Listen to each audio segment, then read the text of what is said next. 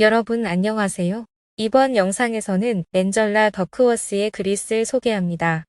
이 책은 실패와 역경, 슬럼프를 극복하고 놀라운 성취를 이룬 사람들에게서 공통적으로 나타나는 성공의 결정적 요인에 대한 통찰을 제시한 책입니다. 2013년 저자의 테드 영상은 2,800만 뷰를 기록했고 2016년 출간된 책은 전 세계 35개국에서 500만 부 이상 판매되었습니다.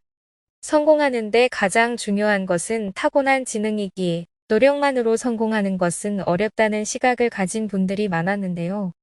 타고난 것보다는 포기하지 않는 불굴의 태도, 투지, 끈기, 의지 등이 더 중요하다는 것을 밝혀내고 그 연구 과정과 결과를 책으로 정리했습니다.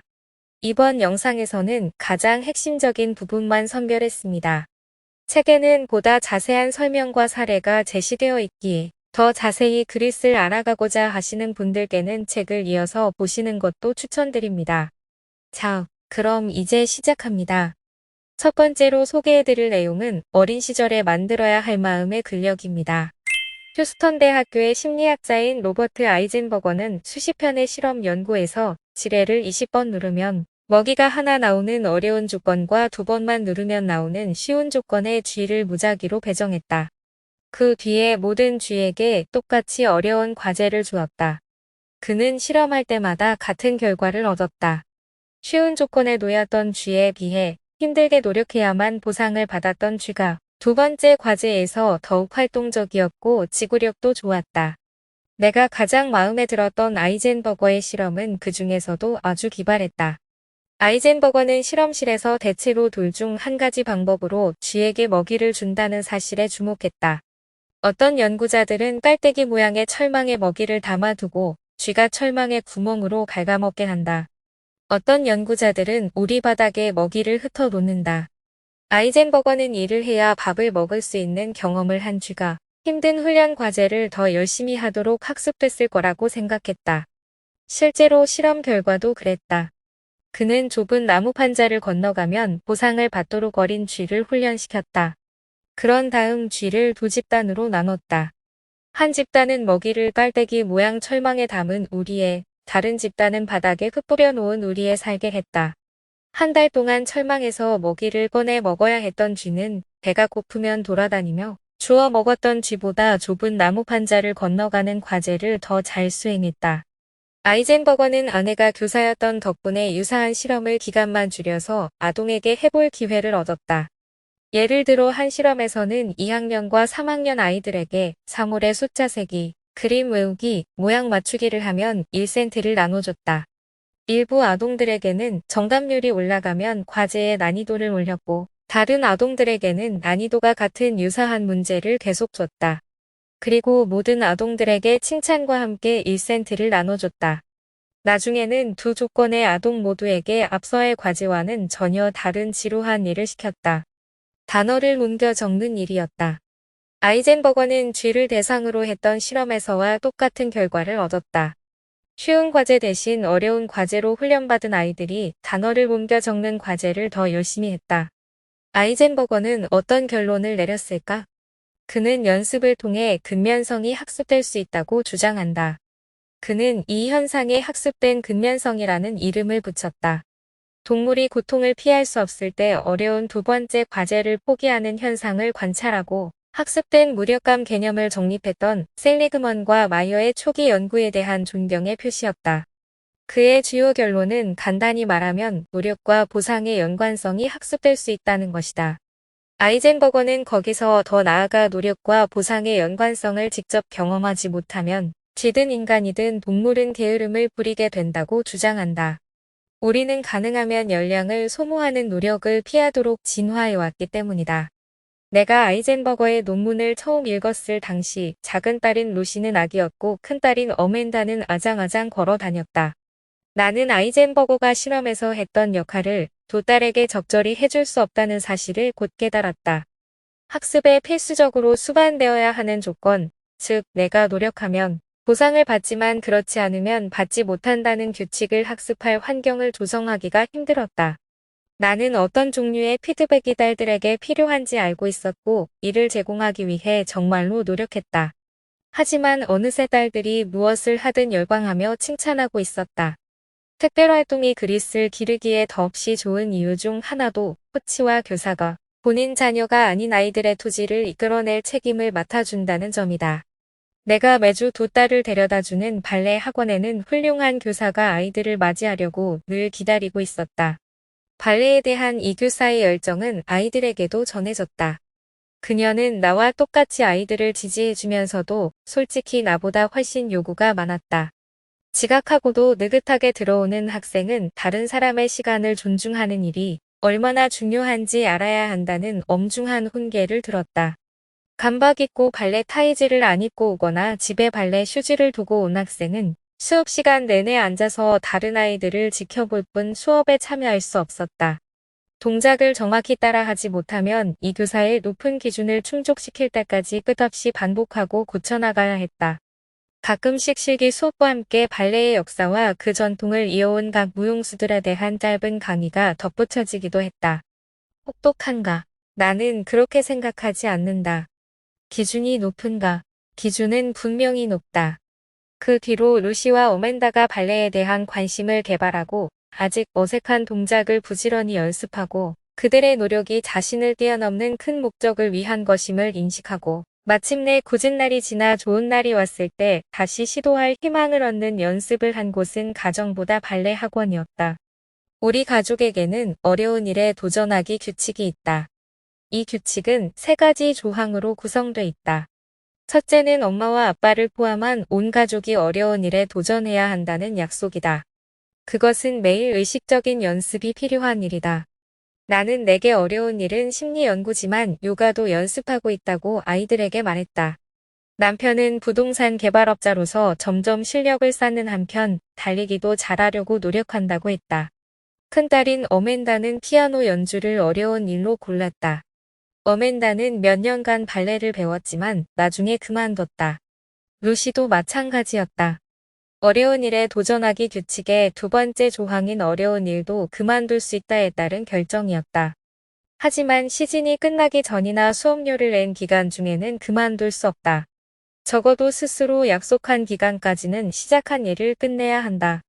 다시 말해서 선생님에게 호통을 들었거나 시합에서 졌거나 다음 날 아침 연주회 때문에 친구 집에서 잘 수 없게 된 날 그만둘 수는 없다. 힘들다고 바로 그만둘 수 없다. 어려운 일에 도전하기 규칙의 마지막 조항은 스스로 어려운 일을 선택한다는 것이다. 자신이 아무런 관심도 없는 어려운 일을 한다는 것은 말이 안 되므로 누구도 대신 골라주지 않는다. 심지어 발레도 2딸이 선택할 수 있는 다양한 수업들을 의논한 후에 내린 결정이었다. 사실 루시는 대여섯 차례 어려운 일을 바꿨다. 그 애는 발레, 체조, 육상, 수공예, 피아노까지 번번이 열의에 넘쳐서 시작했다가 시간이 지나면서 계속하고 싶지 않다는 사실을 깨달았다. 루시의 마지막 선택은 비올라였다. 이제 3년째 비올라를 배우고 있지만 그동안 흥미가 줄기는커녕 더 커졌다. 작년에 루시는 학교 오케스트라와 시립 청소년 오케스트라 당원이 됐고 최근에 다른 어려운 일에 도전해보겠냐는 질문에 나를 정신 나간 사람 보듯 쳐다봤다. 어멘다는 내년에, 루시는 내후년에 고등학생이 된다. 그때가 되면 어려운 일에 도전하기 규칙이 바뀔 것이다. 나는 한 가지 이상의 특별활동을 최소 2년간 지속해야 한다는 4번째 조항을 추가하려고 한다. 폭군 같은가? 나는 그렇게 생각하지 않는다. 최근 이 주제를 놓고서 루시와 오멘다가 했던 이야기가 처음이 아니라면 딸들도 그렇게 생각하지 않는 듯하다. 딸들은 성장하면서 투지가 강해지기를 바라며 다른 기술처럼 투지도 연습이 필요하다고 생각한다. 그리고 그 연습 기회를 얻어서 행운이라고 생각한다.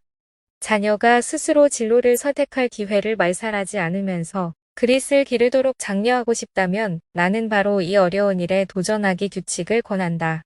다음으로 소개해드릴 내용은 나이가 들수록 그릿도 성장한다입니다. 미국 성인 대표본의 자료를 토대로 보면 가장 그릿이 높은 성인은 60대 이상이며 가장 낮은 성인은 20대임을 알 수 있다. 그릿은 일종의 역풀린 효과를 보인다고 설명할 수 있다. 예컨대 70대가 그릿이 높은 이유는 근래에 비해 지속적 열정과 끈기를 강조하는 가치 규범의 시대 문화 속에서 성장했기 때문일 가능성이 있다. 다시 말해서 대공황기에 성장한 세대가 1980년대 초반부터 2000년대 초반 사이의 밀레니엄 세대보다 투지가 강한 이유는 과거와 현재의 문화 요소 차이 때문일 수 있다. 그릿과 나이의 비례 관계를 이런 식으로 설명해준 사람은 나보다 연장자인 동료였다. 그는 내 어깨 너머로 위의 그래프를 보더니 고개를 가로저으며 말했다. 그럴 줄 알았어. 내가 수십 년 동안 같은 대학에서 같은 강좌를 대학생들에게 가르쳐 왔잖아요. 그런데 요즘 학생들은 예전만큼 공부를 열심히 하지 않는다니까요. 연령별 그릿의 차이가 세대 변화와 아무런 상관이 없을 가능성도 있다. 이 자료는 단순히 사람들이 시간이 흐르면서 성숙해지는 모습을 보여주는 것일 수도 있다. 나 자신의 경험이나 그릿의 전형들의 이야기로 미루어 볼 때 인생 철학이 생기고 거절당하고 실망한 뒤에도 툭툭 털어버리는 법을 배우고 얼른 포기해야 할 하위 목표들과 좀 더 고집해야 할 상위 목표들의 차이를 알게 되면서 그릿이 성장하는 듯하다. 이런 성숙 가설에서는 우리가 나이가 들면서 장기간 열정과 끈기를 유지하는 능력이 발달한다고 본다. 그릿 척도가 만들어진 지 그리 오래되지 않았기 때문에 그릿이 일생 동안 어떻게 변하는지 저속도 촬영 영화처럼 보여줄 수는 없다. 그런 영화를 원하지만 현재 내게는 스냅 사진밖에 없다. 다행히 다른 성격 특성을 검토한 종단 연구들은 많다. 수년에서 수십 년 동안 연구 대상을 추적 조사한 많은 연구에서 또렷이 드러난 경향이 있다. 우리 대부분은 인생 경험이 쌓이면서 성실성, 자신감, 배려, 평정심이 발달한다는 것이다. 그런 변화는 20대와 40대 사이에 주로 찾아오지만 평생 인성 발달이 멈추는 시기는 사실상 없다.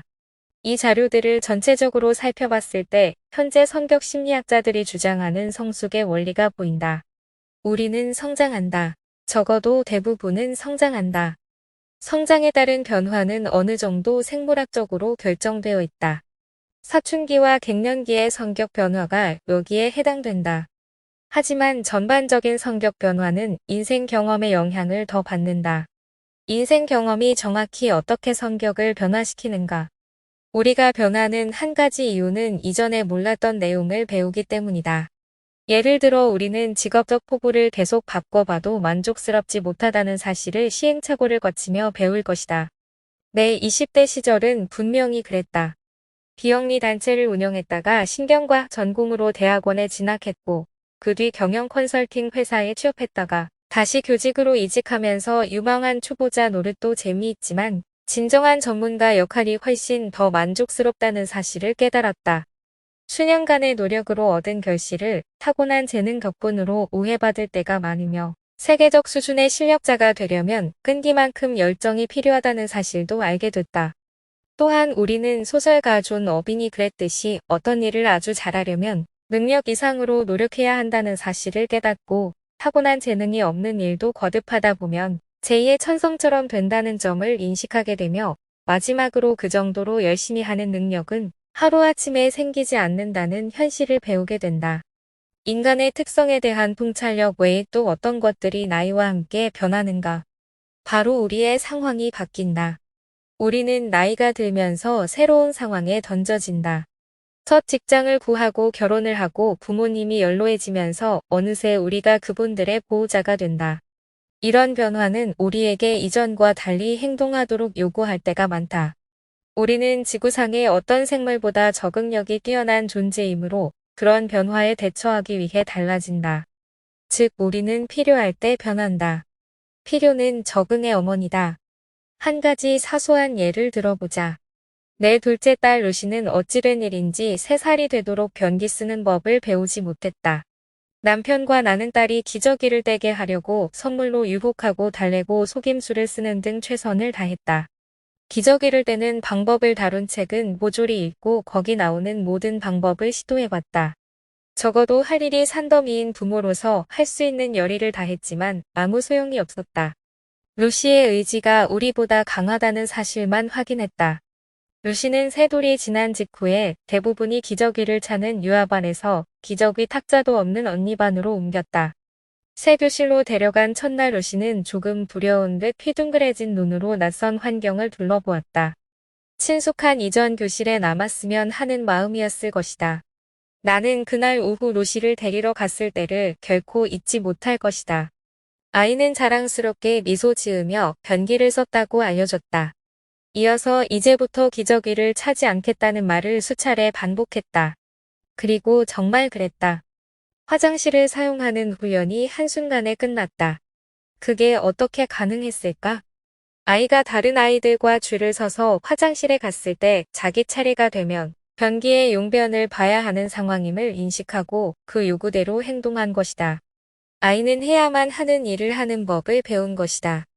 시간이 흐르면서 우리는 잊을 수 없는 인생의 교훈을 얻고 점점 증가하는 상황의 요구에 맞춰 적응해간다. 그리고 점차 새로운 사고방식과 행동이 습관이 된다. 급기야 이전에 미성숙했던 자신을 기억도 할 수 없는 날이 온다. 우리는 적응하고 그렇게 적응한 행동들이 반복되어 마침내 스스로를 규정하는 정체성으로 발전한다. 내가 수집해온 그릿과 연령에 관한 자료들을 종합해보면 두 가지 설명과 일치한다. 하나는 우리가 성장해온 시대 문화에 의해 그릿이 결정된다는 것이며 또 다른 하나는 나이가 들수록 그릿이 강해진다는 것이다. 두 설명 모두 사실일 수 있으며 둘 다 어느 정도는 사실이라고 생각한다. 어느 쪽이든 내가 수집한 자료에서 나온 스냅 사진은 그릿이 완전히 확정된 특성이 아님을 보여준다. 모든 측면의 심리적 특성처럼 그릿은 당신이 생각하는 것보다 유연하다. 이어서 소개해드릴 내용은 그릿의 성장입니다. 그릿은 유전이 되나요? 그릿에 관한 강연을 할 때마다 거의 항상 이와 비슷한 질문을 받는다. 어떤 문제에서나 늘 제기되는 유전 환경 논쟁이다. 우리는 직관적으로 키와 같은 특성은 대체로 유전자 복권에 의해 결정되지만 영어를 쓰는가 프랑스어를 쓰는가의 문제는 양육과 경험의 문제임을 안다. 그릿에 대해 알게 된 사람들의 대다수는 그릿이 키와 비슷한 특성인지 언어와 비슷한 특성인지 관심을 보인다. 그릿이 우리 DNA 속에 있는가라는 질문에 짧게 답할 수도 있고 길게 답할 수도 있다. 짧게 대답한다면 부분적으로는 그렇다. 길게 답변하자면 좀 복잡해진다. 내가 볼 때 주목할 가치가 있는 것은 긴 답변이다. 과학의 발전으로 우리는 유전자와 경험, 그리고 그들의 상호작용이 어떻게 우리의 모습을 결정짓는지 이해의 폭을 크게 넓혀왔다. 하지만 유감스럽게도 복잡할 수밖에 없는 과학적 사실의 특성상 그에 대한 오해가 이어지는 듯하다. 먼저 인간의 특성 전부는 유전과 경험 모두의 영향을 받는다는 사실을 분명하게 말해줄 수 있다. 키를 생각해보자. 키는 유전자의 영향을 크게 받는다. 어떤 사람은 매우 크고 어떤 사람은 매우 작고 그 외 다수의 사람이 다양한 중간 키를 갖게 되는 주 이유는 유전자의 차이다. 하지만 남성과 여성의 평균 키가 단 몇 세대 만에 크게 증가한 것도 사실이다. 병무 기록에 따르면 영국 남성의 평균 키가 150년 전에는 175cm였지만 현재는 평균 188cm이다. 더 큰 증가세를 보인 국가들도 있다. 보통 네덜란드 남성의 키는 거의 185cm로 지난 150년간 15cm 이상 증가했다. 나는 네덜란드인 공동 연구자들을 만날 때마다 세대 간 신장의 증가세를 떠올리게 된다. 몸을 굽혀주는 그들의 배려에도 불구하고 나는 여전히 삼나무 숲 속에 서 있는 기분이다. 유전자가 단 몇 세대 만에 그렇게 극적으로 변했을 가능성은 없어 보인다. 신장 증가를 가져온 가장 큰 요인은 영양 상태의 개선, 깨끗한 공기와 물, 현대의학의 발전이었다. 덧붙이자면 세대에 따른 체중 증가 폭은 신장 증가 폭보다 더욱 크며 이 역시 우리 DNA의 변화라기보다는 더 많이 먹는 반면 덜 움직인 결과로 보인다. 심지어 같은 세대 안에서도 환경이 키에 미치는 영향을 목격할 수 있다. 건강에 좋은 음식을 충분히 제공받는 어린이는 크게 자라지만 영양이 부실한 아이는 성장이 느리다. 마찬가지로 정직성과 관대함, 그릿 같은 특성도 유전과 경험의 영향을 함께 받는다. 지능지수, 외향성, 자연을 즐기는 성향, 단 것을 즐기는 성향, 골초가 될 가능성, 피부암에 걸릴 확률 등 생각할 수 있는 모든 특성에도 유전뿐만 아니라 환경 또한 중요하다. 다음으로 소개해드릴 내용은 그릿을 기르는 4가지 방법입니다. 그릿이 발달할 수 있다면 어떤 식으로 발달하는가? 나는 거의 매일 자신도 좀 더 그릿이 있으면 좋겠다는 사람들에게서 이메일과 편지를 받는다. 그들은 어떤 것도 실력이 늘 때까지 진득이 붙들고 있지 못한다고 한탄한다. 그리고 자기 재능을 허비하고 있다고 생각한다. 장기 목표의 수립을 간절히 원하고 그 목표를 열정과 끈기를 갖고 추구하길 바란다. 하지만 그들은 어디서부터 시작해야 할지 모른다. 그렇다면 일단 지금의 자기 위치를 이해하는 일부터 시작하는 것이 좋다. 원하는 만큼 그릿이 없다면 그 이유를 스스로에게 물어라. 사람들은 이런 뻔한 대답을 내놓을 것이다. 내가 게을러서 그렇겠죠. 이런 대답도 나올 것이다. 나는 뭐든 잘 잊어버려요. 또는 이럴 것이다. 일을 진득이 못하는 성격이에요. 나는 이런 대답이 전부 틀렸다고 생각한다. 사람들이 어떤 일을 포기할 때는 이유가 있다. 사실 각양각색의 이유로 포기한다. 당신이 하던 일을 포기하기 직전에 아래의 4가지 생각 중 어느 하나가 머릿속을 스쳐 지나갔을 것이다. 지루하다. 노력할 가치가 없다. 이것은 내게 중요하지 않아. 나는 못하겠으니 포기하는 게 좋겠어. 이런 생각들을 한다고 해서 그게 도덕적으로나 윤리적으로 잘못은 아니다. 그릿의 전형인 사람들도 목표들을 포기한다. 하지만 문제의 목표가 상위 수준의 것일수록 그들은 더욱 고집스럽게 끝을 보려 한다. 가장 중요한 점은 그릿의 전형들은 나침반을 바꾸지 않는다는 것이다. 그들은 자기 행동의 지침이 되는 단 하나의 중요한 목표에 대해서는 위에 열거된 발언을 입 밖에도 꺼내지 않는다.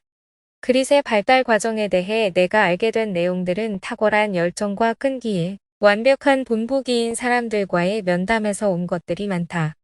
나는 이 책 곳곳에서 그들과의 대화를 부분적으로 인용했다. 이를 통해 독자가 그들의 머리와 가슴을 들여다보고 자신이 따를 만한 믿음, 태도, 습관 등을 찾게 되길 바란다. 그릿에 관한 면담 기록들은 내 연구 자료의 한 축으로 체계적인 양적 연구들을 보완하는 역할을 해왔다. 두 종류의 연구를 종합했을 때 성숙한 그릿의 전형들이 공통적으로 갖고 있는 4가지 심리적 자산이 드러났다. 이는 위에서 열거된 핑계를 각각 반박해주며 수년에 걸쳐 일정 순서로 발달하는 경향을 보인다. 첫째는 관심이다. 열정은 당신이 하는 일을 진정으로 즐기는 데서 시작된다. 내가 조사했던 그릿의 전형들도 모두 자신의 일 중에서 재미가 덜한 측면이 있었고 전혀 즐겁지 않은 일이지만 참고하는 일이 적어도 한두 가지는 있었다. 그럼에도 불구하고 대체로 자기 일에 푹 빠져 있고 일에서 의미를 발견한다. 계속 일의 매력을 느끼고 아이 같은 호기심을 내비치는 그들은 일을 사랑한다고 온몸으로 외치곤 한다. 둘째는 연습이다.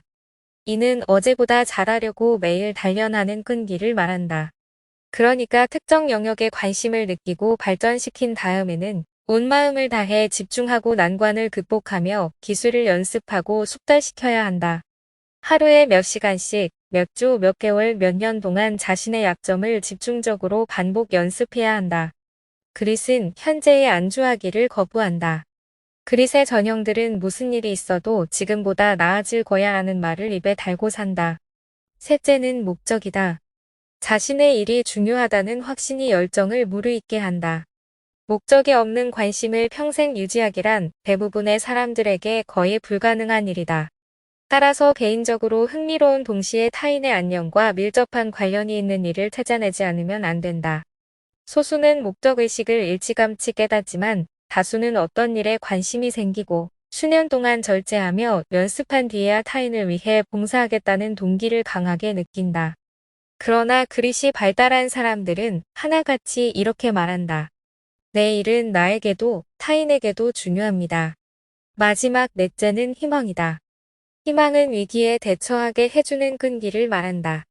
이 책에서는 관심, 연습, 목적 다음에 희망이 논의되지만 희망이 그릿의 마지막 단계에만 나타나는 것은 아니다. 희망은 모든 단계에서 나타나는 특징이다. 상황이 어려울 때나 의심이 들 때도 계속 앞으로 나아가는 법을 배우려면 맨 처음부터 끝까지 희망을 유지하는 일이 더없이 중요하다. 우리는 다양한 시점에서 크게 작게 허물어진다. 그대로 주저앉는다면 투지를 잃지만 일어난다면 투지는 더 커진다. 나 같은 심리학자의 참견 없이 스스로 그릿을 이해한 사람도 있을 것이다. 이미 지속적으로 깊은 관심을 느끼는 일이 있고 끊임없이 도전을 받아들일 준비가 돼 있으며 서서히 목적의식을 발전시켰고 어떤 역경에도 끄떡없이 나아갈 능력이 있다는 자신감까지 넘칠 수도 있다. 그런 사람이라면 그릿 척도에서 5점 만점에 5점 가까이 받았을 것이다. 그들에게 박수갈채를 보낸다. 관심, 연습, 목적, 희망의 4가지 심리적 자산은 상품처럼 가지고 있거나 갖고 있지 않거나 둘 중 하나가 아니다. 당신은 관심을 느끼고 발전시키고 심화하는 법을 익힐 수 있다. 훈련을 습관으로 만들 수 있다. 목적의식과 의미를 찾고 발전시킬 수 있다. 그리고 스스로에게 희망을 가르칠 수 있다. 한마디로 당신 내부에서부터 그릿을 길러나갈 수 있다. 다음으로 소개해드릴 내용은 때로는 경로 변경도 필요하다입니다. 위계화한 자신의 목표를 보면 그릿은 그 속의 모든 하위 목표 하나하나를 어떻게든 끝없이 고집스럽게 추구하는 것이 결코 아니라는 사실을 깨닫게 된다. 사실 이 순간 매우 열심히 추구하고 있는 몇 가지 일을 포기해야 하는 상황도 생길 수 있다. 모든 하위 목표가 이루어지지는 않을 것이다. 물론 목표를 달성하기 위해 열심히 노력해야 한다. 심지어 상상했던 것 이상으로 오래 노력해야 한다. 하지만 보다 중요한 목적을 달성하기 위한 수단에 지나지 않는 목표를 완수해보겠다고 시간을 낭비하거나 헛된 노력을 하지는 않길 바란다. 나는 주간지 뉴요커의 만화 작가인 라즈 체스트의 강연을 들으며 하위 목표들을 잘 통합시킨 목표 체계가 참으로 중요하다는 생각을 했다. 그녀는 상당한 경력을 쌓았음에도 만화를 퇴짜 맞는 비율이 90%쯤 된다고 했다. 그리고 예전에는 그보다 훨씬 더 높았다고 말했다. 나는 그 정도 퇴짜율이 일반적인지 알아보기 위해 뉴요커의 만화 편집장에게 전화를 걸었다. 내게는 충격적일 만큼 높은 수치였기 때문이다. 그는 이 경우가 정말 이례적인 경우라고 알려줬다. 나는 세상의 모든 만화가가 10번 가운데 9번은 퇴짜를 맞는다는 생각을 하고 싶지 않았다. 하지만 편집장은 대부분의 만화가가 더 높은 퇴짜율을 감수하곤 한다고 말했다. 다른 작가들보다 훨씬 자주 그의 잡지에 작품이 실리는 계약직 만화가들은 매주 총 500개 정도의 만화를 제출한다. 잡지 한 호의 만화를 실을 수 있는 지면은 평균 17개 정도에 불과하다. 계산을 해보니 퇴짜율이 96%가 넘었다. 이 이야기는 끈질기게 상위 목표를 추구하려면 목표 체계 내의 하위 목표에 대해서는 어느 정도의 유연성이 필요하다는 역설적인 현실을 잘 보여준다. 자신의 상위 목표를 인지할 만큼 인생을 어느 정도 살고 고민도 거친 후에 상위 목표는 잉크로 쓰고 하위 목표는 연필로 써야 한다. 그래서 때에 따라 수정하거나 혹은 전부 지우고 새로운 하위 목표를 대신 쓸 수 있어야 한다. 사실 하위 목표를 포기하는 행동은 용인할 수 있을 뿐 아니라 때로는 꼭 필요하다. 원래 설정했던 하위 목표는 이를 대체할 수 있고 실현 가능성이 더 높은 목표가 나타나면 포기해야만 한다. 경로 변경이 필요한 또 하나의 경우는 다른 하위 목표나 수단이 더 효율적이거나 재미있다는 등의 이유로 원래 계획에 더 타당할 때다. 어떤 장거리 여행이든 돌아갈 일이 생길 수 있다. 하지만 상위 수준의 목표일수록 이를 고수하는 것이 옳다. 나도 개인적으로 연구비를 신청했다가 거절당하거나 실험에 실패했을 때 너무 연연하지 않으려고 노력한다. 그런 실패가 정말 쓰라리긴 하지만 너무 오래 곱씹어 생각하지 않고 넘긴다. 반면에 중간 목표는 쉽게 포기하지 않으며 솔직히 나의 궁극적 목적, 피트 캐럴의 용어로는 내 인생 철학을 바꾸는 일은 어떤 이유로든 포기한다는 것은 상상할 수 없다. 일단 모든 부품을 찾아서 조립한 내 나침반은 몇 주, 몇 달, 몇 년이 지나도 같은 방향을 가리킬 것이다. 마지막으로 소개해드릴 내용은 천재가 아닌 모든 이들에게입니다. 지금까지 여러분의 잠재력을 실현하게 해주는 그릿의 힘에 대해 살펴봤다. 내가 이 책을 쓴 이유는 인생이라는 마라톤에서 우리가 어디까지 갈지를 좌우하는 요인이 그릿, 즉 장기적 목표를 향한 열정과 끈기이기 때문이다. 우리는 재능에 현혹되어 그 단순한 진실을 간과하고 있다. 나는 여러분과 함께 커피를 마시며 내가 알고 있는 사실들을 알려주는 기분으로 이 책을 썼다. 이제 거의 이야기가 끝나간다. 그러므로 몇 가지 매직말로 이야기를 마무리 지으려고 한다. 첫째는 여러분도 그릿을 기를 수 있다는 것이다.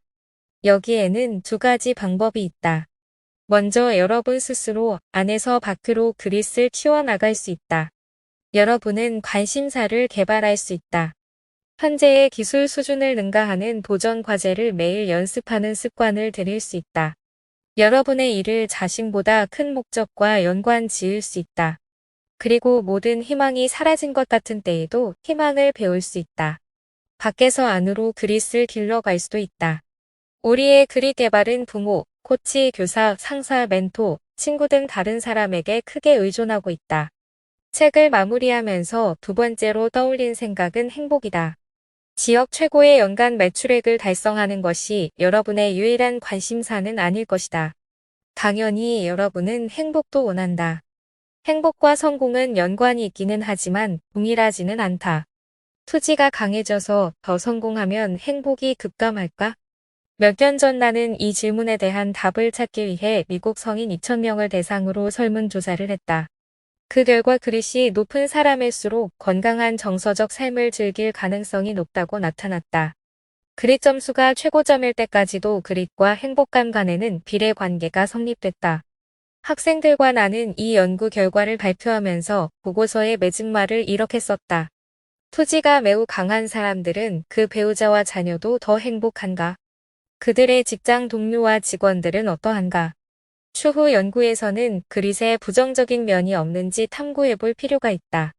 아직 그 답을 찾진 못했지만 좋은 질문이라고 생각한다.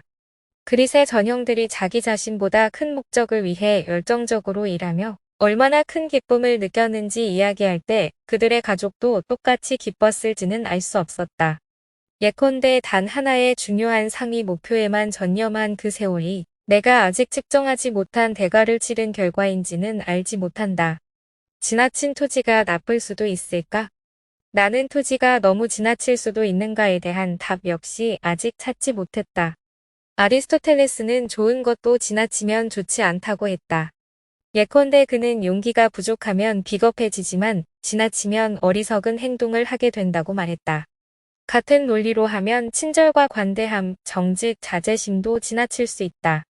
현대에 와서 심리학자인 애덤 그랜트와 베리 슈워츠가 다시 다룬 주제이기도 하다. 그들은 어떤 특성의 효용이 극대화되는 지점은 양극단 사이의 어딘가에서 뒤집힌 유자 곡선을 이룬다고 추론한다. 지금까지 그릿에서 뒤집힌 유자 곡선을 발견하지는 못했다. 그럼에도 불구하고 모든 선택에는 반대급부가 있으므로 그릿의 부작용이 따른다고 해도 이해할 수 있다.